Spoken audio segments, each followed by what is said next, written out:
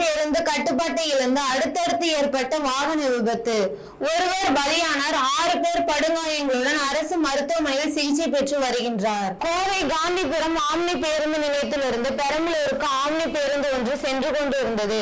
அவிநாசி சாலையில் சின்னியம்பாளையம் என்ற இடத்தில் ஆம்னி பேருந்து சென்று கொண்டிருந்த பொழுது திடீரென கட்டுப்பாட்டை இழந்து சாலையில் அடுத்தடுத்த வாகனங்கள் மீது மோதியது.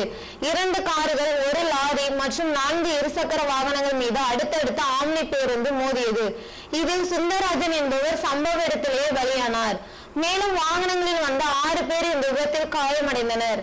பேருந்து மோதியதில் கார்கள் பலத்தம் சேதமடைந்த நிலையில் அப்பகுதியில் இருந்து பொதுமக்கள் கார்களில் சிக்கியிருந்த நபர்களை மீட்டு ஆம்புலன்ஸ் மூலம் சிகிச்சைக்காக அரசு மருத்துவமனைக்கு அனுப்பி வைத்தனர். இதனிடையே இந்த விபத்து சம்பவம் குறித்து பீளமேடு காவல்துறையினர் விசாரணை மேற்கொண்டு வருகின்றனர்.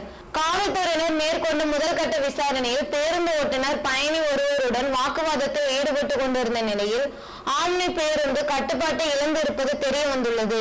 இது தொடர்பாக போலீசார் தொடர்ந்து விசாரணை மேற்கொண்டு வருகின்றனர்.